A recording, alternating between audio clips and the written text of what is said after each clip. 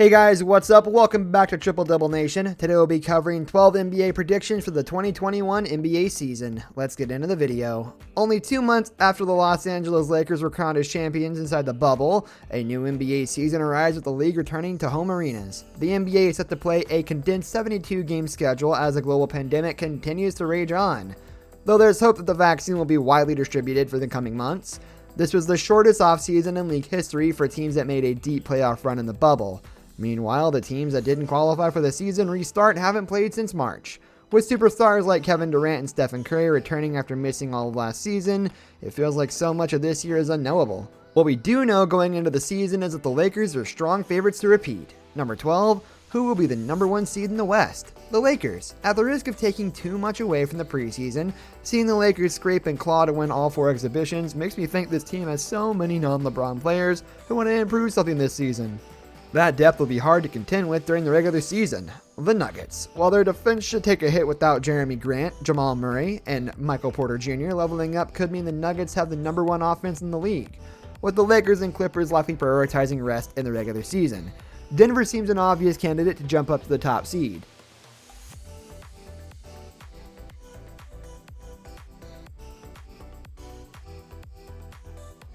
Number 11, true or false? The Bucks will make the NBA Finals this season. False. The Giannis fan in me wants that to be true for his sake, but the East is too talented, and I can see Milwaukee making an early playoff exit yet again. Boston, Miami, Brooklyn, and Toronto all have the opportunity to give the Bucks a good run heading into the finals, and unfortunately, I do not think they have what it takes to make it to the finals. It would be a great story to see Giannis Antetokounmpo break through to the finals after committing to Milwaukee long term, but Mike Budenholzer's curious playoff decisions and a serious lack of depth are real question marks. It's true that the Bucks could have an easier path through the postseason this year. The Heat were the worst possible matchup, but I'll go with the feel in the East over Milwaukee.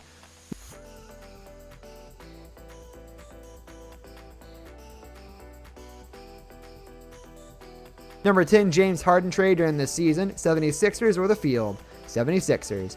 I don't think a team is offering a better player than Ben Simmons. Daryl Morey was boldly proclaimed that he wouldn't trade a player before and backtracked very quickly. And he loves James Harden way too much to not pull the trigger later this season once Houston's asking prices come down. Simmons, Tyrese Maxey, and a sweetener should get the job done.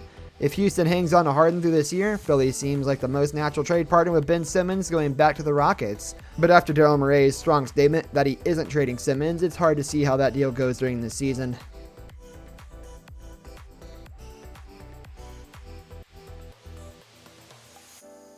Number 9, who's your MVP pick? Luka Doncic cracked the top 20 in points, rebounds, and assists last season and is the in-odds-on favorite to win MVP on plenty of sportsbooks.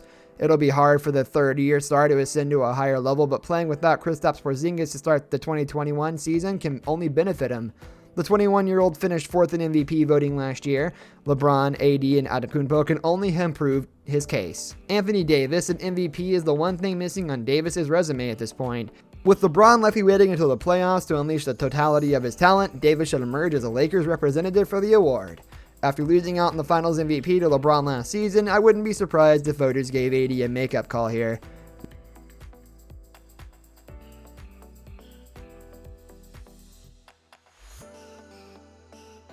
Number 8, who's your Rookie of the Year pick? LaMelo Ball. His shooting percentages might be trash, but the Hornets likely won't win much. But Ball clearly has 20 times the star power of anyone else in this rookie class. He'll win the award on highlights alone. James Wiseman. This is another award where voters like raw counting stats, which favors point guards. But LaMelo Ball probably won't be starting, and Killian Hayes doesn't exactly have an offense geared towards him in Detroit.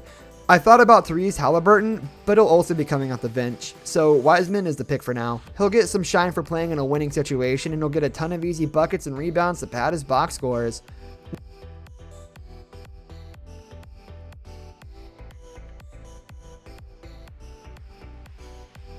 Number 7, one player who will make an All-NBA team for the first time, Devin Booker. Booker probably isn't the best player on his own team anymore with the arrival of Chris Paul, but for the first time in his career, the Phoenix Suns should be in the playoffs. Booker showed phenomenal progress during the Suns' undefeated streak in the bubble.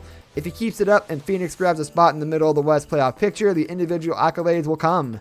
Bam Adebayo, I was tempted to say more, but where's the fun? Adebayo is another player who is heading into this season with a lot of momentum thanks to the bubble, and if the Heat finish in the top of the East standings, Adebayo will get a lot of credit.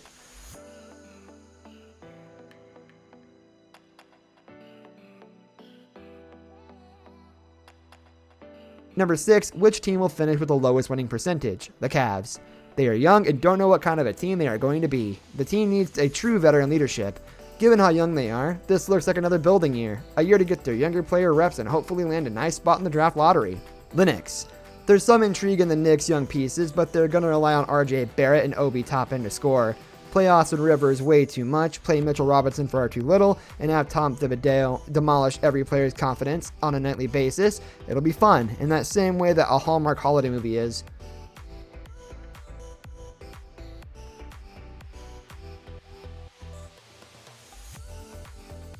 Number 5, which of these teams will finish with the highest winning percentage? Heat, 76ers, Raptors, Celtics. The Raptors. I wasn't here for the Raptors' disrespect a year ago, and I'm not here for it now. Until Kyle Lowry starts slowing down, Toronto still should be near the top of the East. Boston should be comfortably better in the postseason, but the loss of Gordon Hayward and injury to Kemba Walker will hurt them in the standings. The 76ers. I'm trusting the process and going with Philly. That's if they don't trade away any of their major players. With a new front office, new head coach, and a roster more suited to highlight and strengthen Embiid and Simmons, I think they will have a solid year and will be tough for other teams to handle.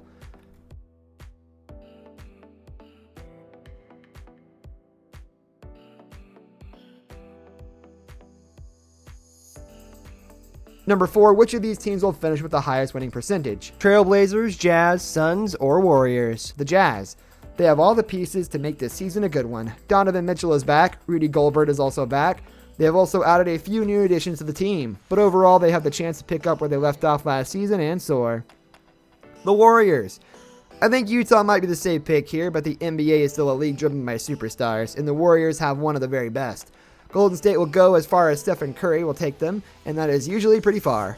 Number 3, what's the Knicks ceiling as presently constructed? NBA champ. The last time Kevin Durant played, he was unguardable, and the rest of the offensive talent on the Nets is pretty impressive too. There's a chance they're simply too explosive for any defense in the league.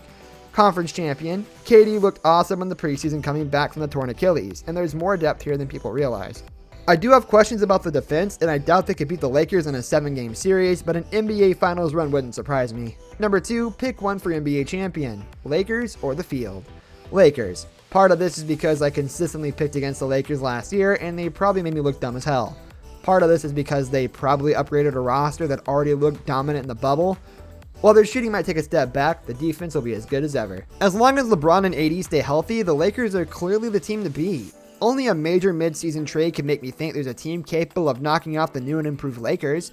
Shortly after that, Los Angeles has the best roster in the Western Conference and has a good chance to repeat as champs barring any major injuries or blockbuster deals.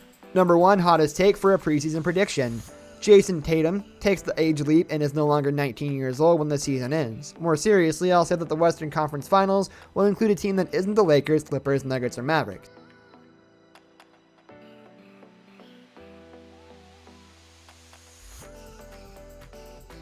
This brings us to the end of our video. I hope you enjoyed it.